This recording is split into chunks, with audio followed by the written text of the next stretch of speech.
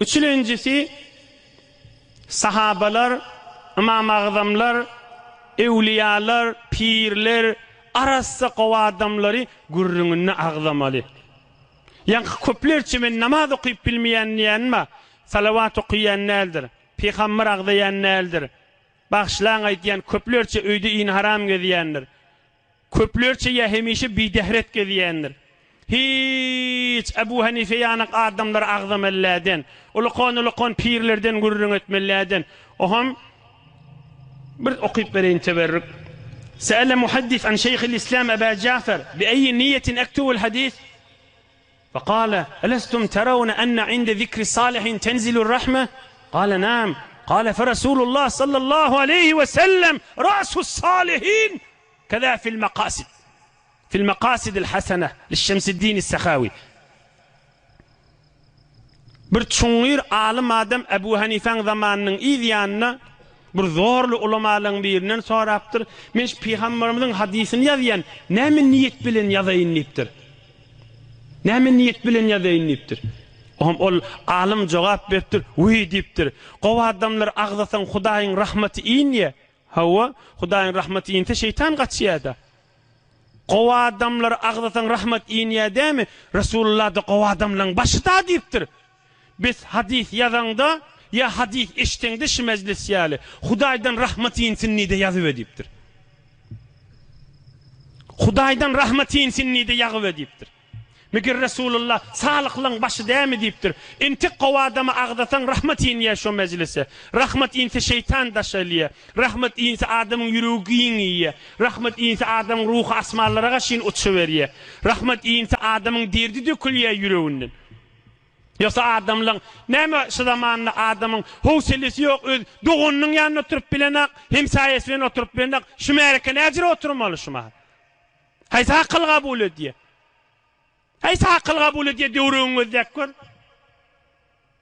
ya owadan kepleneni bilen adamly üýşäýem kana owadan kepleýärli üýşek bolsalar rahmetin ýa meclise Peygamber agdalýar bir meclise pirler, evliyalar, ulamalar agdalýar. Rahmat ýagýa, cezzabiyeti bolýan meclisin. Kepleýänini de, eşitýänini de, aýdylýan gurrun ola kon gurrun. Rahmat ýinýän gurrunlar. Ya adamlaryň bikarlygyndan näl? Kän bikar adamlar bar? Ömrüni bir gezek gelip bilen akşy meclise. Ay bikar adamlar bar ýa-da diýer ýaly. Rahmat ýinýän meclise. Perişte ýagýa, nur ýagýa. Adamyň ruhuny ýeňeltýär. Adamın yürek derdini döküyor. Adam bir dünyanın kelle ağrısından çıkan ýaly bolýar. Bir şu dünyanın içinde cennete giren ýaly bolýar. Bunu awdallap görmeli. Her gaýsyň öz yüregiňizden tora berin. Ine adam arasında namaz okuyup bilmeýärmi? Şu Peygamberimiziň ýaşaýyşyny eşitsin. 3 ýyl 4 ýyl berşi mahal Peygamberimiziň ýaşaýyşy aýdylýar.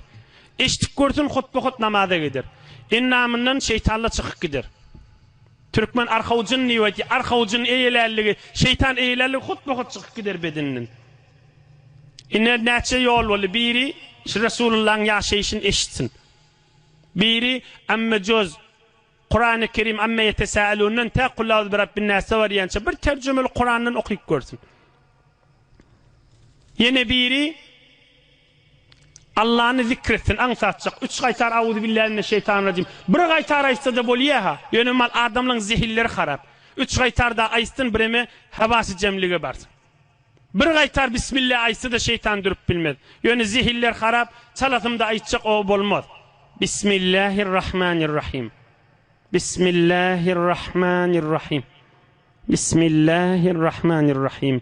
Mihriban Allah'ın adyny tutupdyň jany bilen aýtsyn, hutba ograr namazda gaşyt. Gaýym dursun. Akşam ýatanna hi bolmasa birje gaýtar bismillah diýip ýatsyn. Yani şu bismillah aýdanna eýämi ýada salyp ýatypdyn diýsin. Erti turup gözüne okalanna bismillah diýsin. Ýadyndan çykdymy? Dehret kılanna aýtsyn. Dehret kılanna ýadyndan düşdüm bismillah diýsin. Erti 7 bolupdyr, 8 bolupdyr, şoň sop turana bismillah aýtmanlarmy? Şonu da aýtsyn, şoň qadaty bolup düşer.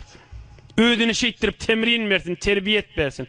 Ey cemaat, aýdylýan görüňle insanyň rahatysynyň çürim. İnsan asmallara gaşyn alem-i kutsa geçmeden çürim. İnsanın feriştelik ýagdaýy geçmeden çürim. dünýäň merizliginden çykarmadan çürüm.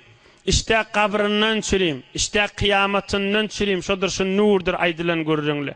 Hudaý Taala ýaşaýyşyňyzy bereketten dolu etsin. Dünya we ahiretiniz abat bolsun. Kesb-karyňyz bereketli bolsun. Hudaý hiç gaýsyňyz namardazar etmesin, mätäç etmesin, müşkülliňiz aňsat etsin. İman, abry, halal ırsgallan Allah hiç gaýsyňyz aýyrmasyn.